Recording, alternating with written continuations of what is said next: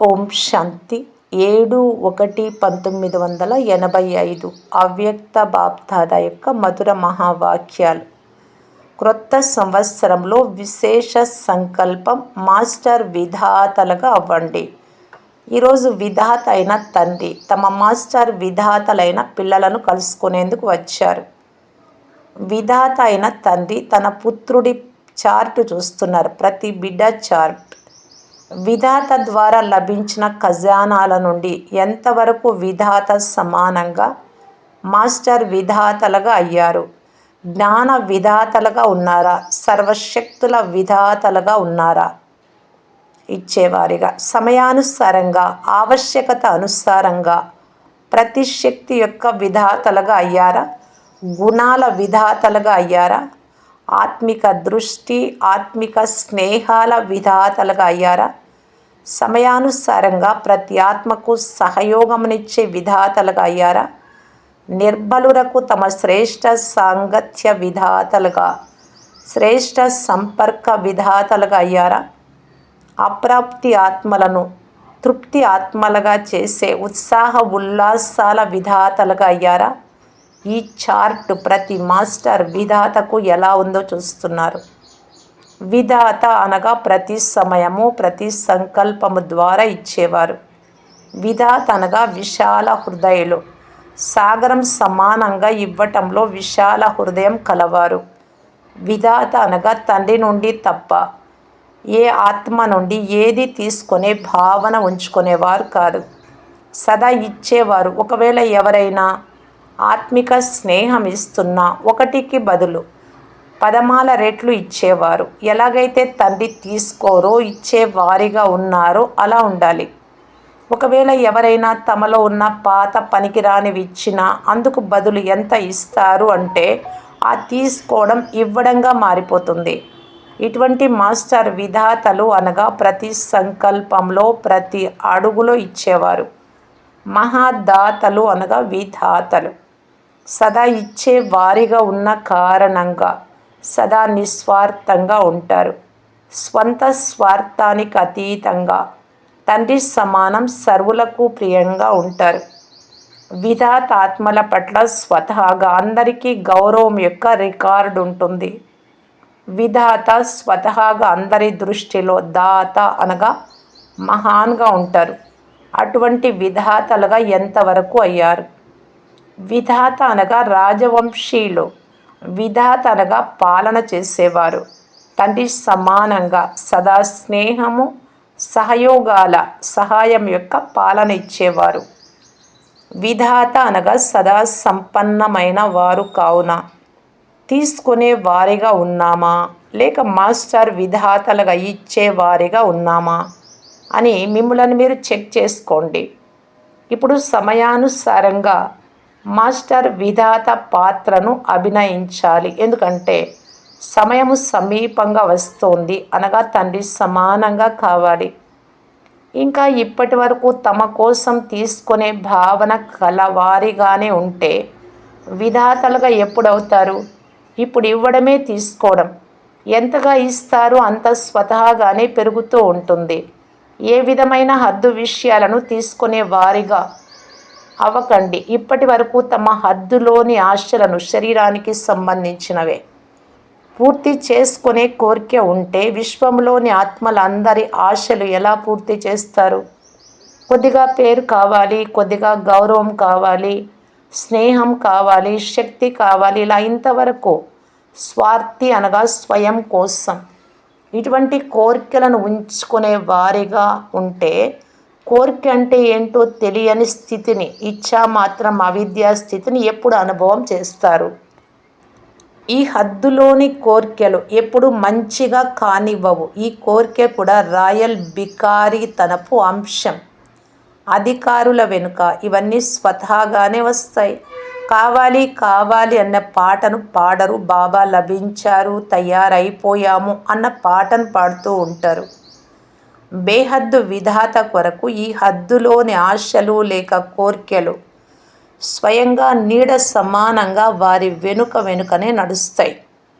పొందాల్సిందంతా పొందేశాము అనే పాట పాడుతున్నప్పుడు మళ్ళీ ఈ హద్దులోని పేరు, గౌరవము, కీర్తి పొందాలి అని ఎలా ఉంటుంది? లేకపోతే పాటను మార్చేయండి. 5 తత్వాలు కూడా విధాతలైన మీ ముందు దాసీగా అయిపోయి, మీరు ప్రకృతి జీత్, మాయా జీత్‌గా అయినప్పుడు మీ ముందు ఈ హద్దు కోర్కెలు ఎలాంటివి అంటే సూర్యుడి ముందు దీపము లాంటివి. ఎప్పుడైతే సూర్యుడిగా అయిపోయారో మరి ఈ దీపాల అవసరం ఏముంది? కావాల్సింది పొంది తృప్తి పొందేందుకు ఆధారం ఏది కావాలో దానిని ఎక్కువలో ఎక్కువగా ఇస్తూ ఉండండి. గౌరవం కావాలి అంటే గౌరవాన్ని ఇవ్వండి, తీసుకోకండి. పేరు కావాలి అంటే తండ్రి పేరును దానం చేయండి. అప్పుడు స్వతహాగా మీ పేరు ప్రసిద్ధమైపోతుంది. ఇవ్వడమే తీసుకునేందుకు ఆధారం. ఎలాగైతే భక్తి మార్గంలో కూడా ఏదైనా వస్తువు లోటుగా ఉంటే దాని ప్రాప్తి కొరకు అది పొందడానికి ఆ వస్తువును దానం చేయిస్తారు. ఈ ఆచారం నడుస్తూ వచ్చింది. అప్పుడు ఈ ఇవ్వడం తీసుకోవడంగా అయిపోతుంది. అలా దాత పిల్లలైన మీరు కూడా ఇచ్చే దేవతలుగా అయ్యేవారు. ఇచ్చే దేవతలు, శాంతి దేవతలు, సంపత్తి దేవతలు అని మీ అందరినీ మహిమ చేస్తూ ఉంటారు. తీసుకునే వారిని మహిమ చేయరు. కావున ఈరోజు ఈ చార్టును బాబా చూస్తూ ఉన్నారు. దేవతలుగా అయ్యేవారు ఎంతమంది ఉన్నారు, తీసుకునేవారు ఎంతమంది ఉన్నారు. లౌకిక ఆశలు, కోర్కెలు అయితే సమాప్తమైపోయాయి. ఇప్పుడు ఇవి అలౌకిక జీవితంలోని బేహద్దు కోర్కెలు. ఇవైతే జ్ఞానానికి చెందినవి కదా అని అనుకుంటారు. ఇవైతే ఉండాలి కదా అని భావిస్తారు. కానీ హద్దులోని ఏ కోర్కెలు ఉంచుకునేవారు మాయను ఎదుర్కోలేరు. ఇవి అడిగితే లభించేవి కానే కావు. ఎవరితోనైనా నాకు గౌరవాన్ని ఇవ్వండి, లేక గౌరవాన్ని కలిగింప చేయండి అని అడిగారు అనుకోండి, అడిగితే లభించే ఈ మార్గమే తప్పు. గమ్యం ఎక్కడి నుండి లభిస్తుంది? కనుక మాస్టర్ విధాతలుగా అవ్వండి.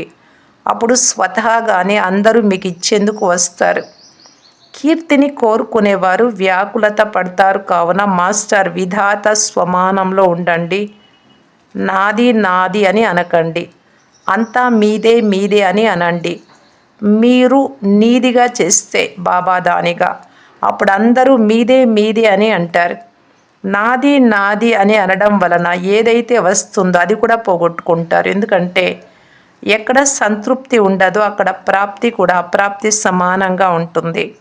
ఎక్కడ సంతుష్టత ఉంటుందో అక్కడ కొద్దిగా అయినా కూడా అన్నిటి సమానంగా ఉంటుంది. కావున మీదే మీదే అనడం వలన ప్రాప్తి స్వరూపులుగా అవుతారు. ఎలాగైతే ఇక్కడ చిన్న గోపురం లోపల శబ్దం చేసినట్లయితే అదే శబ్దం తిరిగి వస్తుందో మీకు వినపడుతుందో, అదేవిధంగా ఈ అనంతమైన గోపురంలో ఒకవేళ మనస్ఫూర్తిగా బాబాది, మీది అనుకోవాలి. కానీ నాది అన్నట్టయితే అన్ని వైపుల నుండి అదే నాది అనే శబ్దాన్నే వింటారు. మీరు కూడా నాది అంటారు, వారు కూడా నాది అంటారు. కావున ఎంత హృదయపూర్వకమైన స్నేహంతో, స్వార్థంతో కాకుండా మీది బాబా అని అంటారో అంతే హృదయపూర్వక స్నేహంతో మీ ముందు ఎవరుంటారో వారు, మీ ముందు అంటే ముందరని కాదు, మీదే అని అంటారు ఎవరైనా.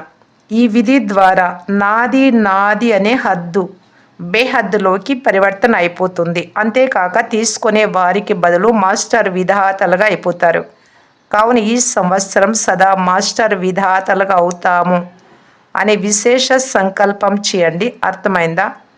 మహారాష్ట్ర జోన్ వారు వచ్చారు. కావున మహాన్గా అవ్వాలి కదా. మహారాష్ట్ర అనగా సదా మహాన్గా అయ్యి అందరికి ఇచ్చేవారిగా అవ్వటం. మహారాష్ట్ర అనగా సదా సంపన్న రాష్ట్రం. దేశం సంపన్నంగా ఉన్నా లేకపోయినా మహానాత్మలైన మీరు సంపన్నంగా ఉన్నారు. కావున మహారాష్ట్ర అనగా మహాదాని ఆత్మలు. రెండవ వారు యూపీ వారు. యూపీలో కూడా పతిత పావని గంగా నది మహత్వం ఉంది. కావున సదా ప్రాప్తి స్వరూపులుగా ఉన్నారు. అప్పుడే పతిత పావనులుగా అవ్వగలరు. కావున యూపీ వారు కూడా పవిత్రత భండారము, సదా సర్వుల పట్ల పవిత్రత దోసిలిని ఇచ్చే మాస్టర్ విధాతలు. కావున ఇరువురు మహాన్గా అయ్యారు. బాప్దాదా కూడా మహాన్ ఆత్మలందరినీ చూసి హర్షితమవుతారు. డబల్ విదేశీయులు అంటే డబల్ నశాలు ఉండేవారు. ఒకటి స్మృతి నశ, రెండవది సేవ నశ. మెజారిటీ డబల్ నశాలు సదా ఉండేవారు. ఈ డబల్ నశాయే అనేక నశాల నుండి రక్షిస్తుంది.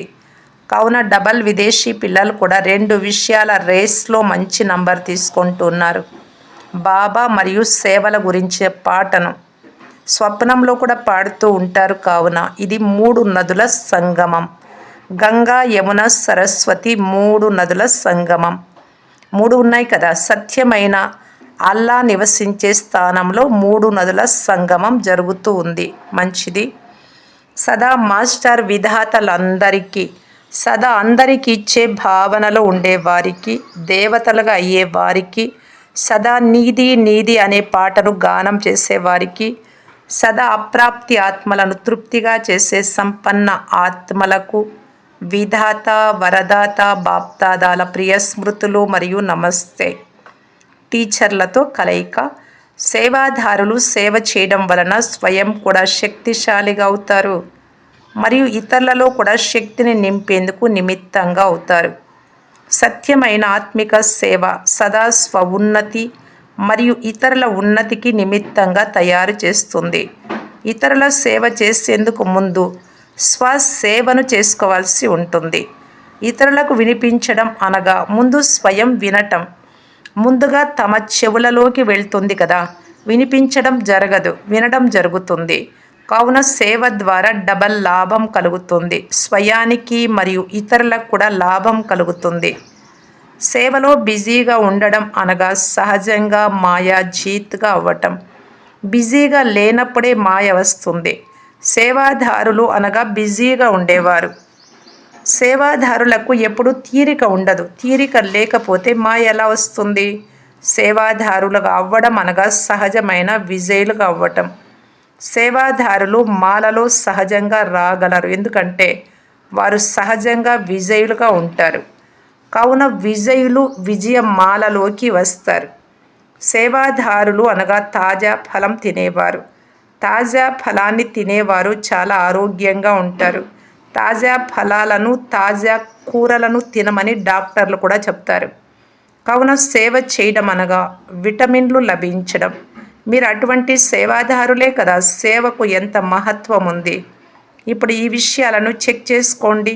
అటువంటి సేవ అనుభవం అవుతోంది కదా. ఎవరెంత చిక్కులలో ఉన్నా సేవ సంతోషంగా నాట్యం చేయిస్తుంది. ఎవరు ఎంత రోగులుగా ఉన్నా సేవ ఆరోగ్యాన్ని కలుగజేస్తుంది. సేవ చేస్తూ చేస్తూ రోగగ్రస్తులుగా అయిపోతారు అని కాదు. రోగులను ఆరోగ్యంగా తయారు చేసేదే సేవ. అటువంటి అనుభవం కావాలి. మీరు అటువంటి విశేష సేవాధారి విశేషాత్మలు.